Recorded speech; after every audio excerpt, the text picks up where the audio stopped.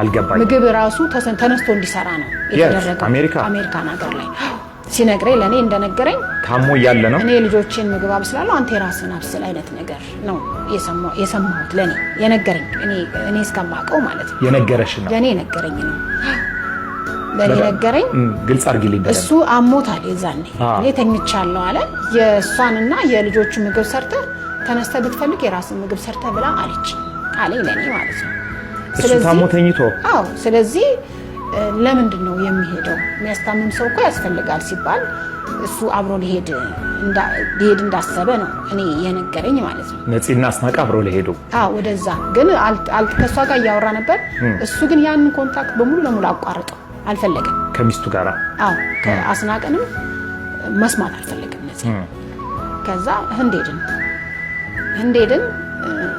እንደሄድን የኔ ልደት አይሮፕላን ላይ አክብሮት ነበር እስቲ ዛሬ አይሮፕላን ላይ እኔ እንዳጋጣሚ ተወለድኩበት ቀን ነበር እሱን አክብሮ ሻምፓኝ ምናምን ሰጡትና ያችን ጠጥቶ ነበር ያችን ሻምፓኛን እዛ ስንሄድ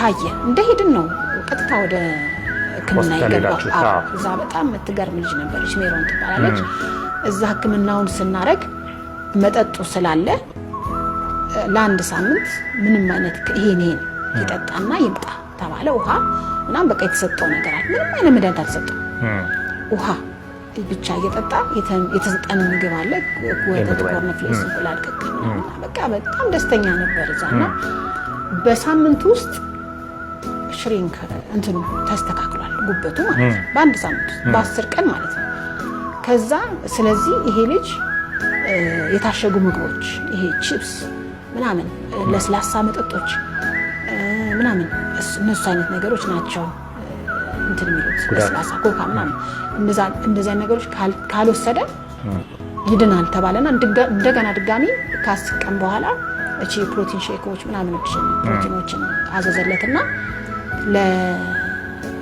ለምርመራ ድጋሚ ተደረገለት ማለት ነው ከተቀመጥን በ30ኛው ቀን አካባቢ እንትን ተባለ ማለት ነው ሲታይ አሪፍ ነው ከዛኛ እኔና ወንዴ እንደውም ምናልባት መጠጥ ሲከለከል አዲክቲቭ ሊሆን ይችላል ይመርመር ሲል አልመረመርም ያለኝ መተው ይችላል ሲል በፍጹም መመርመር አለበት ተመረመረ ወንዴ እንደውም ይመረመራል ተመረመረ ሲመረመር መጠጥ አዲክቲቭ አይደለም ልጁ እኛ እንደውም በቃ እዚህ መድኃኒት አለ ይታዘዝልሃል ሲባል እሺ በቃ ለሌላ ሰው እንኳን እንግዛው ብለን ስንለው አይቻልም ማለት እንጂ አዲክቲቭ እንዳይጠጣ የመጠጡን ስሜት የሚተካላት ለምን መድኃኒት አለች እሷ ስትወስድ መጠጥ የሚባል ነገር አጠጣም እሺ እና እኛውን የዛኔ ወይ ዝም ብለን ገዝተን ሰውየው ጽፎልን ማድረግ እንችል ነበር እንደው አንዳንዴ ሳስበው እሱ ለሙድ ነው አለ እኮ እኔ ለሙድ ነው እንጂ እንትን ምለው እንትን አይደለም ተዋለሁ ብለው ትቷል እውነትም እዛም 40 ቀን ስንቀመጥ ትቷል እና እኛ ህንድ በነበርን ሰዓት ለነሄድ አንድ ሳምንት ሲቀር እነሱ መጡ እነማን ናቸው ሚስቱና ልጆቹ ተሰብስበው መጡ የት ህንድ ነው የመጡት ከዚህ ኢትዮጵያ እሺ ኢትዮጵያ መጡ ለሄድም አላለችም እኛ ሄድን ተቀበልናት አልገባኝም ባለቤቱና ልጆቹ ነፂ ወደ ህንድ ለሄድ ሲል መተው ነበር እና ሚስቱ አሜሪካዊት ነች የአሜሪካ ቪዛ አሜሪካዊት ሆና ወደ ህንድ ለመግባት ኦን አራይቫል ነው ማለት ቪዛ መጠየቅ ምናምን የሚያስፈልጋት አይመስለኝም ሶ አብሬው ሄጄ ላስታሞ የሚል ነገር አልነበረም እኔ ስጠይቀው አብሬ ሊድ አላለችም ስለው አላለችኝም ማለት እና መታ ነበር እሷ እዚህ ነበረች እኛ እዛ ሆነን ማለት ነው የሚገርም ነገር በጣም የሚያስቅ ነገር ነው ይበሳጫል እኔ ሌሊት ነው የምነሳው እኔና እሱ ሌሊት ነው የምንነሳው ሌሊት እንነሳለን አብረን ወክ እናደርጋለን ረጅም ሰዓትና ያሳየኛል ቤቶች ይሄ ቤት 44 ሚሊዮን ብር ተባለ እና እኔ 20 ሚሊዮን ላርግ አንተ 20 ሚሊዮን ተበደርና እሱ ተበድሮ ለከምና ሄደው ማለት እና ይሄን ቤት እንግዛው ምን ታስባለህ ስለ ህመሙ ሳይሆን ስለ ቤት ነበር የምታወራው ያቺ ነው እሷ እንደዛ ነች የምትል ነበር አንተ ነህ ነፂ የምትመስለው አዎ ትክክል ነው ያው ብዙ ሰው እኔ ያው በህይወትም እያለ ምሰራውም በአጋጣሚ እኛ ሰፈርም አካባቢ ስለነበረ ብዙ ሰው ወንድሙን ተመስላለህ ይለኛል እኔ እንደውም ብዙ ጊዜ አንዳንዴ ያው ሞር ብዙ ስለሱ ዲቴል እንዳይጠይቁኝ ስለምፈልግ አንዳንድ ጊዜ አይደለም እላለሁ። አንዳንድ ጊዜ ላይ ነኝ ያልኩኝ ነበር ማልፌ ነበርውና አሁንም በህይወት ካለፈ በኋላ ብዙ ሰው ገና እንዳየ ነፃነት ወንድምነ ሚልና የማጽናናት ነገሮች ይገርማል። በህይወት እያለን በጣም በቃ እኔ በአጠቃላይ በፊዚካልም ብቻ ሳይሆን አንዳንድ ጊዜ በባህሪም በምንም በአንዳንድ ነገር በስሜት ራሱ ብዙ ትመሳሰላላችሁ። እንግዲህ ወንዴ የቤተሰቡ ታላቅ ወንድም ነህ፣ የመጀመሪያ ወንድም ነህ። በጣም ብዙ ሶሻል ሚዲያዎች ላይ ተቆራርጦ የሚወጡ የነፃነት ንግግር ላይ የወንዴና የእናቱ ታሪክ ይነሳል፣ በጣም ይነሳል። እናቴ እንደዚህ አርጋ እነዚህ እናቴ ከወንዴ ጋር እንደዚህ ሆና ወንድሜን እንደዚህ አርገው የሚሉ በአት ታሪኮች አሉና አብዛኞቹ ታሪኮች ውስጥ እንግዲህ እኛም በግል ስናቀው ስላንተ በጣም ያወራል። በደንብ ታውቃለህ፣ የቤት ታላቅ ሰው ስለሆንክ እስቲ ልጅነቱን እናውራ። ነፂ ልጅነቱ ምን ይመስላል? እሺ አመሰግናለሁ። ያው እኔ ስሜ ወንድሰን ወርቅነህ እባላለሁ። የቤተሰቡ የመጀመሪያ ልጅ ነኝ። ያው በመጀመሪያ ስለ ቤተሰቦቻችን የሆነ ነገር ብል ደስ ይለኛል። የኛ አባታችን ወርቅነህ እምሩ፣ እናታችን ምናለሽ ወይፍሩ ትባላለች እና አባታችን በፊናንስ የምድር ባቡር ፊናንስ ፖሊስ ነበር የሚሰራ የነበረው። እናታችን ደግሞ ድሬዳዋ በንግድ ነበር የምትንቀሳቀሰው እና በአጋጣሚ ድሬዳዋ ላይ ነው ትዳር የመሰረቱት። ትዳር መስርተው ለጋሃር የሚባል ብዙ ጊዜ እሱም ኢንተርቪው ላይ የሚያነሳው ለጋሃር የሚባል አካባቢ ትዳር መስርተው ድሬዳዋ ትዳር መሰረትም ግን ከዛ አብዛኛውን ህይወቷን ያሳለፍ ነው እዚህ አዲስ አበባ ነው። ሁላችንም አዲስ አበባ ላይ ከአያታችንና እናታችን ሆነን በጋራ ኡራኤል አካባቢ ነው ያደግነው ማለት ነውና አጠቃላይ ያው 6 ነን፣ 5 ወንድ 1 ሴት ነን ያለነው። ያው እሱን ጨምሮ እሱ የአራተኛ የቤተሰብ አራተኛ ልጅ ነው። ስለዚህ ብቸኛዋ ሴት ልጅ ሚሚ ነች ማለት ነው። ብቸኛዋ ሴት ልጅ ሚሚ ናት እና እንደውም አባታችን የመጀመሪያ ለሷ ስም ያወጣላት ብርቅነሽ ነበር የሚላት። በኋላ ነው የሷ አያቷ ነው መሰረት ያላት እንጂ አንድ ሴት ስለነበረች አባታችን እንደውም ብርቅነሽ ወርቅነህ ነበር የምትባለው። የቤተሰብ አንድ ሴት ልጅ ስለነበረች አሁን መሰረት ወርቅነህ ነች። አሁን መሰረት ወርቅነህ ነው ያለችው። ትክክለኛ ስሟ ያው ጋይ ስሟ መሰረት ወርቅነህ ነው። ነፃነት እንግዲህ አራተኛ የቤተሰብ ልጅ ነው። ልጅ ሆኖ ሲወለድ ያው እናታችን ስታወራ 11 ወር ነው የተወለደው። ብዙ ጊዜ ልጆች ሲወለዱ ወይ በ7 ወር ወይ 9 ወር ነውና እሱ 11 ወር ላይ ነው። እስከ 11 ወር ድረስ አልተወለደምና ከፍተኛ ጭንቀት ነበረ በቤተሰቡና 11 ወር ነው የተወለደው። እውነት? አዎ 11 ወር ላይ ነው የተወለደው። የተወለደውም እዚሁ ፖሊስ ሆስፒታል የሚባል የአባታችን ያው ፖሊስም ስለነበረ እዛ ነው ቤተሰብ ሕክምና የምናደርገው፣ እዛ ነው የተወለደው እና እስከ 7 ዓመቱ ድረስ ጡት ይጠባ ነበረ እና ይሄ ምንድነው ያነሳሁት ምንድነው እኔ ታላቁ ነኝ፣ በጣም ከኔ ጋር እንቀራረባለን። ከዛ በኋላ የኔን ጆሮ ይጠባ ነበረ።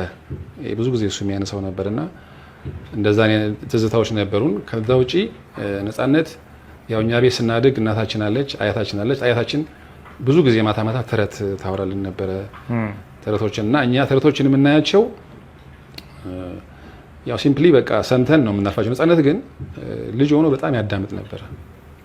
አዳማጭ ነው በጣም በቃ እያንዳንዷን ቤት ውስጥ ያለውን እንቅስቃሴ ዘመድም ሲመጣ አያታችንም ተረቶች ስታነሳ አጠቃላይ ያለውን በቤት ውስጥ የሚደረጉትን ንግግሮች በጣም በትኩረት ዲፕሊ ነው ነገሮችን ያዳምጥ የነበረውና በጣም አዳማጭ ነበረ ነው የነበረው። ከዛ ውጪ ነፄ ልጅ ሆኖ ከ3 ሰዓት በላይ መቆየት አይችልም። በጣም ኃይለኛ የሆነ እንቅልፍ አለበትና እንደውም እንቅልፉ ሊመጣ አካባቢ ሲል የኔን ጆሮ እየጠባ የተኛ ነበር። ህፃን ሆኖ የተኛ ነበር ልጅ ሆኖ ማለት ነውና የተኛ ነበረ። ግን በጠዋት 10 ሰዓት ተኩል እስከ 11 ሰዓት ደግሞ ይነሳ ነበር፣ ንቁ ነበረ እና ይሄ ነው። ከዛ ውጪ ያው እያደገ ሲመጣ ያው ለትምህርት ስንደርስ ምስራጎ ከ1 እስከ 8 ምስራጎ ነው የተማረው።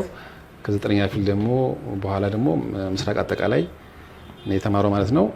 እንግዲህ እያደገን ስንመጣ ደግሞ እኛ ቤት ድሮ ምንድነው የሚደረገው ቤት ውስጥ ጋዜጣዎች ይለጠፉ ነበርና ነፃነት ያው ትምህርት ከጀመረ በኋላ በጣም አክቲቭ የሆነ አንባቢ ነበረ። ነገሮችን ቶሎ የመረዳት ብቃት ነበረውና ቤት ውስጥ የሚለጠፉትን ጋዜጦች ርዕሳቸውን ብቻ ሳይሆን ዲቴይል ነገሮችን በደንብ የት ጋር ነው ያለው የሚል ፉክክር ነበር። እርስ በርስ እንጠያየቅ ነበርና ከሁሉም ቀድሞ ርዕሶችን የመለየት ለምሳሌ የሆነ ጋዜጣ ላይ ያለውን ርዕስ ይሄ ምንድነው ሲባል እዚህ ጋር ነው ማለት ከፍተኛ የማንበብ እና የማስተዋል ችሎታ ነበረው። ከዛ ውጪ ያው እኛ ሰፈር ውስጥ እንደማንኛውም ልጅ ተጫውቶ ኮራ ሜዳ የሚባል ሜዳ ነበረ። እዛ የኛ ሰፈር ልጆች ኳስ ይጫወታሉ። ያው እሱም አንስቶታል ብዙ ጊዜ ኢንተርቪው ላይ። እዛ እኛ ትንሽ ተለቅ ስለምን ኳስ ስንጫወት ሌሎችም ከኛ ደግሞ ታላላቆች ሲጫወቱ የታላላቆቹን ልብስ በመያዝ ሰዓት በመያዝ ምናምን ኮራ ሜዳ ላይ ትዝታዎችም ነበሩት እና እሱ እንደውም አንዴ ምን አለ የኛ ሰፈር ልጆች ኳስ ሲጫወቱ ብዙ ሰዓት ሰጡኝ እና ሰዓቶቻቸውን ሳያቸው ሁሉም የተለያየ ነው የሚቆጥሩት የሚል ነገር አንስተዋል። እና ልጅ ሆኖ እንደዚህ አይነት ነገሮች ነበሩ። ከዛ ውጪ ነፍስ እያወቀ ሲመጣ ግን ነፃነት ባይዘዌይ በጣም ታዛዥ ነው። በአካባቢው ላሉት እናቶች አባቶች በቃ እየተላላከ ምን እያለ እኔም እንደታላቁ እንደምሳዘው እየሰማ እየታዘዘ ለእናቱም ለአያቱም እየታዘዘ ያደገ እና በጣም ታዛዥ ልጅ ነው። ከዛ ውጪ አንድ ማረሳው የልጅነት ትዝታችን ምንድነው እኛ አካባቢ አቶ አየለ ገላገል የሚባሉ ላዳ የነበራቸው ሰው ነበሩና ላዳ ታክሲ ነበራቸውና ያው በዛን ሰዓት ታክሲ ያለው መኪና ያለው ቴሌቪዥን ያለው ሰው በጣም ብዙ አልነበረ። እውነት ነው። እና ያቺን ላዳ በጠዋት እየተነሳ ምናልባት ያኔ ወይ 11 ዓመት ወይ 12 ዓመት ቢሆነው ነው ተነስቶ ያቺን ላዳ ያስነሳል፣ ውሃ ይቀይራል፣ ዘይት ይቀይራል እና የተወሰነ ካለችበት ከግቢው አውጥቶ ለሳቸው ያስረክም ነበርና ልጅ ሆኖ እንደዚህ አይነት ነገሮችን በጣም ያዘውትር ነበረ። ያደገም ሲመጣ ደግሞ ቤት ውስጥ ያሉትን እነዚህ የሙያ ነክ ነገሮች ባይዘይ ዶሮ ሁሉ መስራት ይችላል። ዶሮ ወጥ መስራት ይችላል። ኃይለኛ ሙያተኛ ነው። አዎ። እና እዛ ህንድ ራሱ ሄደን በነበረ ጊዜ ራሱ ኩክ እያደረገ እኛን የሚያበላን ነበርና የልጅነት ትዝታችን ይሄን የነበረው። ከዛ ውጪ ዋና ይወድ ነበር። አሁን እዚህ ጋር የእናታችንና የአያታችን ነገር ምንድነው የሚመጣው?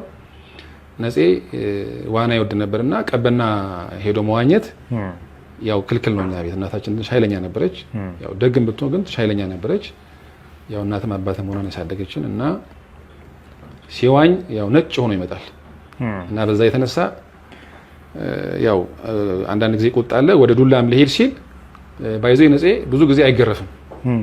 ወይ አልጋ ስር ገብቶ ይለምናል ወይም ደግሞ በመስኮት ዘሎ ሄዶ የአካባቢውን ሰው ይዞ መጥቶ አስታርቁኝ ይላል እንጂ አይገረፍም። እንደዛ አይነት ነገር ነው የነበረው።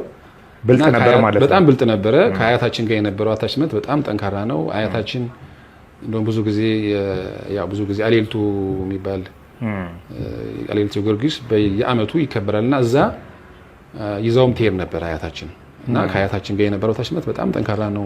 አያቱን በጣም ይወዳል። ለቤተሰቡ ፍቅር የነበረው ኑዛዜም ነበረው መሰለኝ አይደል? ሲሞት አንደኛው ኑዛዜውም እሱ ነበር አይደል? አዎ እንደዛ የሚል ነገር ያነሳ ነበረ። ማለት ወደ መጨረሻው አካባቢም እዛ ሄዶ እንደነበረ የጊዮርጊስንም ቤተክርስቲያን ለማደስ ስሙንም ከፍ ለማድረግ ያው የአያታችን ስለሚወድ ያን ነገር ይል እንደነበረ ነው ይወራ ነበር። እንግዲህ ሶሻል ሚዲያ ላይ በጣም ወጥቶ ነበር። አሌልቱ ቀበሩኝ ከአያቴ ጎን የሚል ነገሮች እንደነበሩ ሶሻል ሚዲያ ላይ በጣም ሲወራ ነበረ። ያው እሱ ላይ እንግዲህ መሲ የምትለው ነገር ትላለች። ግን እኔ የልጅነት ትዝታችን የነበረው ይሄን የነበረው ከዛ ውጪ ነፃነት ልጅ ሆኖ ቤት ውስጥ ያሉትን እያንዳንዱን ኩነት በአካባቢያችን ያለውን እያንዳንዱን ነገር አሁን ነፍስ ካወቅን በኋላ ሳይ ካራክተራይዝ እያደረገ ያደገ ነው።